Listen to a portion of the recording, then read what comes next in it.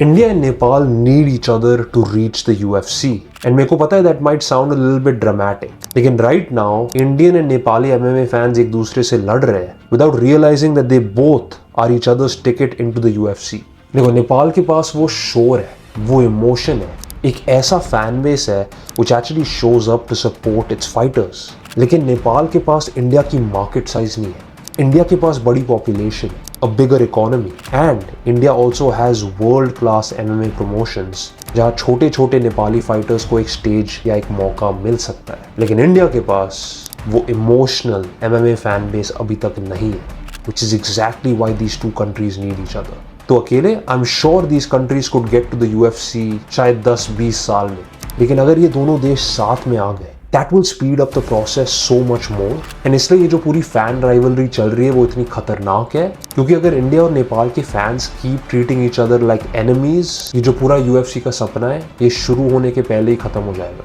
तो इस वीडियो में I'm going to explain to you why India and Nepal need each other, how they can build MMA together, and क्यों these two countries coming together might be the clearest path for South Asian MMA to explode. देखो, पहला reason why India and Nepal actually need each other काफी simple है. Actually answer आपके सामने है.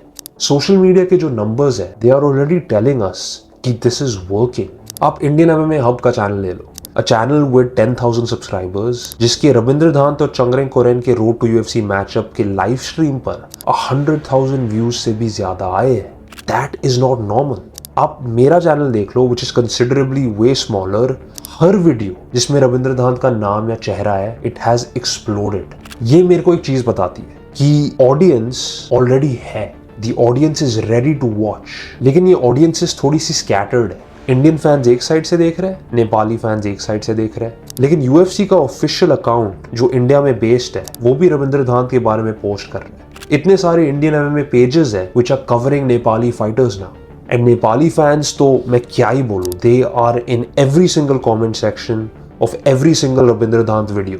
आप उनको एस्केप नहीं कर सकते. तो फैंस अगर रियलाइज करे या ना करे, India and Nepal they are already part of the same MMA group.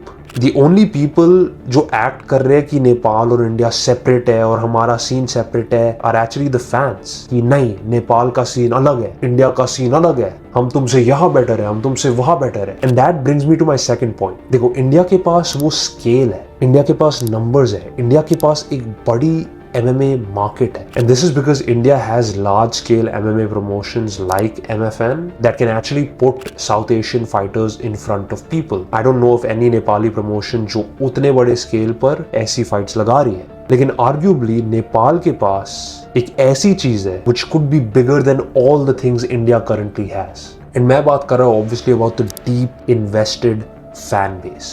Nepali fans के पास एक कनेक्शन है, a connection to Ravindra धांत and their fighters. जब ये लोग केयर करते हैं, they really care. वो कमेंट करेंगे, वो शेयर करेंगे, वो अपने फाइटर को किसी भी दम पर डिफेंड करेंगे. आई रिमेम्बर जब मैंने रविंद्र धांत पर एक वीडियो बनाई थी एंड मैंने एक्सीडेंटली उसको 13 बोलकर एड्रेस किया था, right, which is apparently not very good and it is disrespectful in Nepali culture. उस कमेंट सेक्शन में अगर आप जाओगे, ओ माय गॉड, मेरे को लिटरली एक कमेंट लिखना पड़ा अपोलोजाइजिंग एंड क्लैरिफाइंग कि भाई इंडिया में तेरे को is not that deep, I understand why Nepal में होगा, लेकिन आई डिड नॉट नो. मेरे को लिटरली एक कमेंट पोस्ट करना पड़ा तो क्लैरिफाई, क्योंकि मेरे को इतने क्रेजी हेट कमेंट्स आ रहे थे. तो India definitely makes the MMA scene look a lot bigger and I guess a lot more professional. लेकिन Nepal, it makes the scene feel alive. Like, people cannot stop talking about Ravindra Dhant for a reason right now.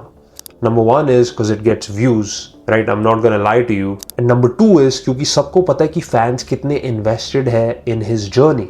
Now imagine them coming together. India Nepali fighters को एक बड़ा stage देता है to fight and become stars. जहाँ Nepal India को tougher fights देता है and it gives them bigger rivalries. Chungreng Koren versus Ravindra Dhant at MFN 17 was the biggest Indian MMA event ever. Hands down, broke a lot of records. And जब ये दोनों country साथ में आती है, I'm sure UFC के एग्जीक्यूटिव्स US में देख रहे होंगे एंड they'll be saying कि भाई चल, रोड टू UFC में तो इतने फाइटर्स हैं, लेकिन ये नेपाल और इंडिया के फाइटर्स इतना शोर क्यों और कैसे मचा रहे हैं? They see an opportunity, a market that they can actually build around. लेकिन instead of understanding that, we are more concerned with fighting each other in the comments. चंगरेंग को लूजर बुला रहे हैं, नेपाली फैंस कह रहे हैं कि ओ ज्यादा मत बोल, रविंद्र ने तो ऑलरेडी इसको हरा दिया, अगर इनका रीमैच होगा ये तो फिर से हार जाएगा, फिर से डिप्रेशन में चल जाएगा, ऐसे ऐसे कमेंट्स। एंड कुछ लोग तो ये भी कह रहे थे कि Chungreng doesn't even deserve to represent India. And मेरे को समझ आता है यार, like this is the fight game. I am not opposed to trash talk, I love trash talk. I think it is one of the best parts about our sport. काफी tension था, काफी emotion था, and some Nepali fans are still carrying that over to Changreng's future fights. मेरे को समझ आता है, लेकिन here's the part that you guys are missing. Changreng और Ravindra, they've already moved on. दोनों ने साथ में पिक्चर ली after their road to UFC wins, and Changreng posted it कि भाई this is our life. You know, we've moved on. Fighters एक दूसरे को रिस्पेक्ट करते क्योंकि they know the balls it takes to get in the cage. तो अगर fighters एक दूसरे को हेट नहीं करते तो हम फैंस क्यों कर रहे हैं, right? It doesn't make sense. जब रविंद्र ने चंगरेंग को हराया था, he did not finish Chungreng's career. मेरे को लगता है he just made Chungreng's comeback a lot more interesting. सब काफी वेट कर रहे थे कि कब लड़ेगा, how will he look, and same चीज रविंद्र के लिए। It makes his win as better. To me, it tells me that South Asia finally has fighters that can push each other and take each other to the next level. And that brings me to my final point. ये जो पूरी rivalry बन चुकी है, it is not the main problem. It really isn't. India versus Nepal ये कुछ बुरी चीज़ नहीं MMA के लिए. In fact, I think it's amazing. क्योंकि राइवलरीज इमोशन लाती है, इमोशन लोग लाती है, एंड जब ज्यादा लोग देखते हैं ज्यादा ही स्पोर्ट ग्रो करता है। रविंद्र वर्सेस चंगरेंग इसलिए इतनी मैटर करती थी क्योंकि there was a sense of national pride involved from both countries. सब कह रहे थे उस time it was India versus Nepal, तो it literally felt like it, and that is what MMA needs.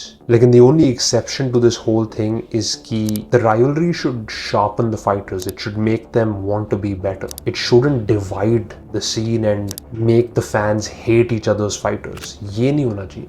अगर हम बस एक दूसरे के फाइटर्स पे पिस्ड ऑफ रहेंगे कि इसने इसको हरा दिया, इसने ये कह दिया, इसने वो कर दिया, we will waste a lot of years while the rest of the world moves ahead. क्योंकि supporting Ravindra doesn't mean you are against Changreng. Supporting Changreng doesn't mean you are against Ravindra. Anytime a South Asian fighter wins internationally, UFC का दरवाजा थोड़ा सा और खुल जाता है for the next fighter. India के पास वो पोटेंशियल है, they have the money, they have the infrastructure. लेकिन what they don't have is the fire in the fan base. They don't have emotionally invested fans. They don't have fans that are loud. So I'll end this video with one of my favorite quotes. I absolutely love it. I think it completely summarizes this entire video. Competition happens at the bottom. The people at the top are collaborating.